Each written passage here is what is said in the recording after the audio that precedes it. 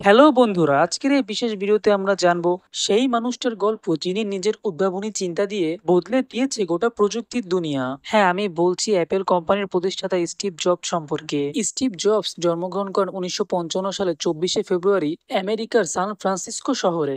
স্টিভসের জন্মের পরেই তার বাবা ও মা তাকে দত্তক দেন। পল ও ক্লারা নামের সাধারণ এক দম্পতি তাকে দত্তক নিয়ে বড় করে তোলেন।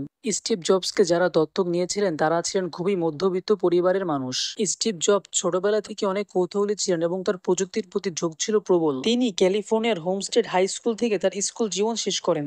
এরপরে তিনি 1972 সালে ভর্তি হন রিড কলেজ অরিগনে, কিন্তু কলেজে ভর্তি হওয়ার মাত্র 6 মাস পরে তিনি কলেজ থেকে ড্রপ আউট হয়ে যান। এর কারণ ছিল রিড কলেজ ছিল খুবই ব্যয়বহুল এবং তার পরিবারও খরচ চালাতে হিমশিম খাচ্ছিল। তাই তিনি নিজের সিদ্ধান্তে কলেজ ছেড়ে দেন। কিন্তু কলেজে থাকা অবস্থায় স্টিভ জবসের সাথে তার এক বন্ধুর পরিচয় হয়, যার নাম ছিল স্টিভ ওজনিয়াক।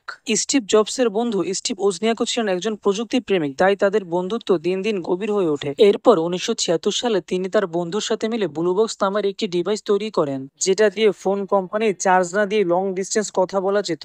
স্টিভ জবস যখন তার এই জীবনের সর্বপ্রথম জিনিসটা আবিষ্কার করেন তখন তার বয়স ছিল মাত্র 22 বছর। এরপর স্টিভ জবস ও তার বন্ধু দুজনে মিলে চিন্তা করেন যে কম্পিউটারকে ছোট ও সস্তা করে বাজারে আনলে মানুষের ব্যবহার করতে সহজ হবে এবং এটা খুব বড় একটা নতুনত্ব হবে, কারণ তখনকার সময় কম্পিউটার ছিল অনেক বড় একটা মেশিন যা মানুষ সহজেই ব্যবহার করতে পারতো না। যেই ভাবনা সেই কাজ। তারা স্টিভ জবসের পরিবারের গ্যারেজে বসে কম্পিউটার বানানোর কাজ শুরু করে।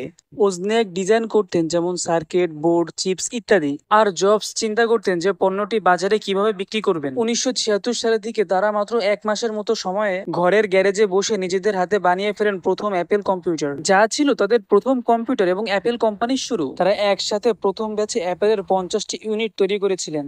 এরপর স্টিভ জবস পালো আল্টো শহরে বাইটি শপ নামের একটি কম্পিউটার দোকানে যান এবং দোকানের মালিককে বলেন, আমরা একটি নতুন কম্পিউটার বানিয়েছি, আপনি কি কিনতে আগ্রহী? দোকানদার তাদের এই কম্পিউটার দেখে এতটাই মুগ্ধ হন যে তিনি একসাথে অ্যাপেলের 50টি কম্পিউটার অর্ডার দেন। ওই দোকানদার প্রতিটি কম্পিউটার $500 মূল্যে কিনেন, যা বাংলাদেশি মুদ্রা 64,350 টাকার সমান। এই কম্পিউটার বিক্রি শুরু হতে চারপাশে আলোচনার ঝড় ওঠে। এত সস্তায় ঘরে ব্যবহারের উপযোগী কম্পিউটার তখন কেউ কল্পনাও করতে পারেনি। তখন এই কম্পিউটারের চাহিদা অনেক বেড়ে যায়। আর ঠিক তখনই স্টিভ জবসের মাথায় আসে যে একটা কোম্পানি খুলে ফেললে কেমন হয়। যেই ভাবনা সেই কাজ। স্টিভ জবস তার অ্যাপেল কোম্পানি প্রতিষ্ঠা করার জন্য তার প্রিয় গাড়ি এবং তার বন্ধু ওজনিয়াক তার প্রিয় ক্যালকুলেটর পর্যন্ত বিক্রি করে দিয়েছিলেন, কারণ তিনি তার আইডিয়ার প্রতি আত্মবিশ্বাসী ছিলেন। তাই তিনি তার সর্বস্ব দিয়ে চেষ্টা করেছিলেন কোম্পানিটিকে দাঁড় করানোর। এবং যখন তারা কোম্পানিটিকে দাঁড় করাতে সক্ষম হয় তখন তাদের কোম্পানি থেকে অ্যাপেল কম্পিউটার লাখ লাখ ইউনিটে বিক্রি হয় এবং এরপরে তাদের কোম্পানি মিলিয়ন ডলারে রূপান্তরিত হয়। কিন্তু গল্পটা এখানেই শেষ নয়, রয়েছে আরো কিছু নাটকীয়তা। আপনি কি জানেন স্টিভ জবস যে এই কোম্পানি তৈরি করেছিলেন তাকেই এই কোম্পানি থেকে বের করে দেওয়া হয়েছিল? হ্যাঁ, শুনতে অবাক লাগলেও ঘটনাটা সত্যিই ঘটেছিল। এর কারণ ছিল স্টিভ জবসের সাথে অ্যাপেল কোম্পানির সিইওর দ্বন্দ্ব শুরু হয়। স্টিভ জবস চাচ্ছিলেন ব্যবসার প্রতিটি ক্ষেত্র হস্তক্ষেপ করতে, কিন্তু কোম্পানির সিইও স্কিউলি চাচ্ছিলেন স্থির ব্যবসা পরিচালনা। তখন স্কিউলি বোর্ডকে জানায় যে আমাকে রাখুন, না হলে স্টিভকে রাখুন, কিন্তু দুজন একসাথে চলা যাবে না। আর বোর্ড ব্যবসায়িক স্থিরতা চাচ্ছিল। বোর্ডের চোখে স্কিউলি ছিলেন একজন অভিজ্ঞ কর্পোরেট লিডার, তিনি ব্যবসা বুঝতেন। আর স্টিভ জবস ছিলেন অনেকটাই ঝুঁকিপূর্ণ স্বপ্নদ্রষ্টা। তাই বোর্ড সিদ্ধান্ত নিল যে স্টিভ জবসকে সরানোই কোম্পানির জন্য নিরাপদ। তাই তারা স্টিভ জবসকে কোম্পানি থেকে সরিয়ে দেয়। স্টিভ জবসের বিদায়ের পর কোম্পানির দায়িত্ব নেয় স্কিউলি। স্টিভ জবসের বিদায়ের পর কোম্পানির এক প্রকার ধস নামতে শুরু করে, কারণ তখন উইন্ডোজের বিস্তার ছিল এতটাই ব্যাপক যে একটা সময় গিয়ে মনে হতো যে এই অপারেটিং সিস্টেমে দুনিয়ার সব কম্পিউটারে চলছে। অ্যাপেল নিজেই কম্পিউটার তৈরি করতো নিজস্ব সফটওয়্যার চালিয়ে, আর মাইক্রোসফট সফটওয়্যার বানিয়ে অন্যদের কম্পিউটারে চালাতো। এটাই ছিল দুই কোম্পানির মধ্যে মূল পার্থক্য। অ্যাপেল কোম্পানির এই দুর্দশার পর 1997 সালে অ্যাপেল কোম্পানি যখন প্রায় ডুবে যাচ্ছে তখন তাদের শেষ ভরসা হিসেবে ফিরিয়ে আনা হয় স্টিভ জবসকে। এ যেন এক নাটকীয় ফেরার গল্প, যেখানে হিরোকে একবার রাজ্য থেকে বঞ্চিত করা হয় আর পরে আবার তাকেই ডাকা হয় রাজ্য বাঁচাতে। কোম্পানিতে ফিরে এসে স্টিভ জবস তৈরি করেন আইম্যাক, আইপড, আইফোন, যার ফলে অ্যাপেল হয়ে ওঠে পৃথিবীর অন্যতম সেরা প্রযুক্তি প্রতিষ্ঠান। আর এরপরে অ্যাপেল কোম্পানিকে আর পিছনে ফিরে তাকাতে হয়নি। এই সাফল্যের পর স্টিভ জবসের জীবন ছিল অত্যন্ত নিয়ন্ত্রিত। তিনি খুব সাধারণ জীবনযাপন করতেন, দামি গাড়ি বা রাজকীয় বিলাসিতা পছন্দ করতেন না। খাবার খেতেন অতি সাধারণ, কখনো খেতেন ফল ও কখনো খেতেন শুধু নিরামিষ।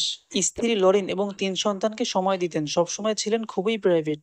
2003 সালে স্টিভ জবসের প্যানকিস নামে এক বিরল ক্যান্সার ধরা পড়ে। প্রথমে অপারেশন না করে প্রাকৃতিকভাবে চিকিৎসা করতে চেয়েছিলেন। পরবর্তীতে অবস্থা খারাপ হলে তিনি অপারেশন করান, কিন্তু ততদিনে ক্যান্সার সারা শরীরে ছড়িয়ে পড়ে। 2009 সালে তার লিভার ট্রান্সপ্লান্ট হয়। এরপর ধীরে ধীরে তার স্বাস্থ্য আরো খারাপ হতে থাকে। 2011 সালের আগস্টে তিনি অ্যাপলের সিইও পদ থেকে সরে দাঁড়ান। 2011 সালের 5 অক্টোবর ক্যালিফোর্নিয়ার পালো আল্টো শহরে তিনি নিজ বাসায় শান্তভাবে মারা যান। এই প্রযুক্তির মহানায়ক থেকে আমরা শিখি যে জীবন একবার হার মানলে শেষ নয়, বরং সেখান থেকে শুরু হয় নতুন যুদ্ধ। স্বপ্ন যদি সত্যি করতে চাও, তাহলে পথের কাঁটা নয়, চোখে রাখতে হবে গন্তব্য। স্টিভ জবস আমাদের দেখিয়েছেন, তোমার সময় সীমিত, তাই অন্য কারো জীবন অনুকরণ করে নিজ সময় নষ্ট করো না। তাই জীবনে তুমি যা হতে চাও তার জন্য আজ থেকেই কাজে লেগে পড়ো, আর চেষ্টা করো সফল হবার জন্য।